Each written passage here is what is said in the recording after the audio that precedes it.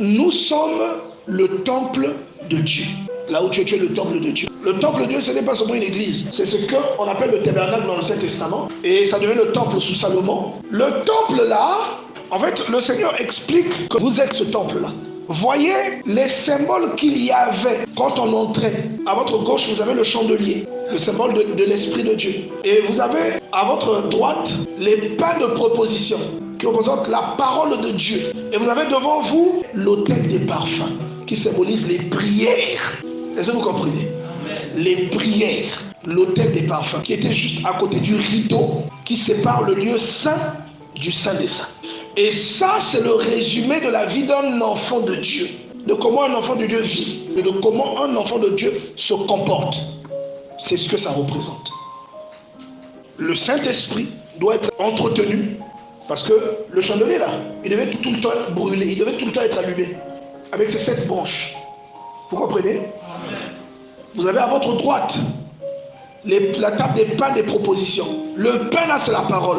Personne ne mangeait ce pain, on le remplaçait. Et quelquefois, dans les rites que Dieu avait ordonné aux prêtres, on pouvait consommer. Et vous voyez même David qui consomme ça alors qu'il s'enfuit au devant de Saül.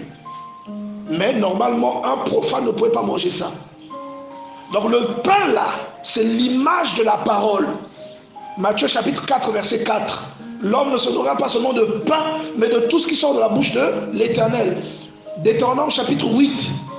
À partir du verset 2, on vous parle donc de la manne qui est le pain du ciel. Un enfant de Dieu qui est conduit par Dieu, il y a donc à ta gauche le Saint-Esprit qui doit te conduire, à ta droite la parole de Dieu que tu dois manger constamment, devant toi les prières que tu dois constamment faire, l'autel des parfums. Tu dois constamment faire des prières auprès de Dieu.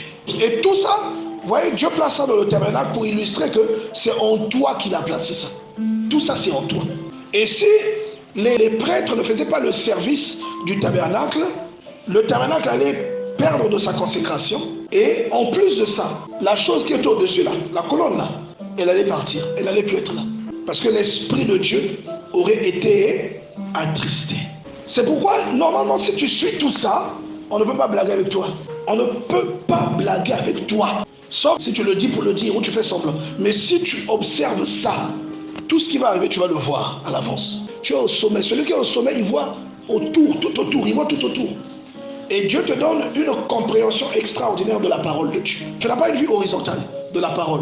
C'est-à-dire que tu dois aller l'une après l'autre. Non. Tu as une vue de dessus, à 360 degrés. Le Saint-Esprit t'aide à comprendre l'œuvre de Dieu derrière la parole. C'est-à-dire que tu as une vision globale. Tu comprends le mécanisme de la parole de Dieu. Ça te permet de respecter et d'honorer Dieu comme il se doit. Ça te permet de savoir éviter certaines choses, de déceler même des pièges derrière des choses qui peuvent paraître comme des choses qui sont à ton avantage, alors que c'est des pièges.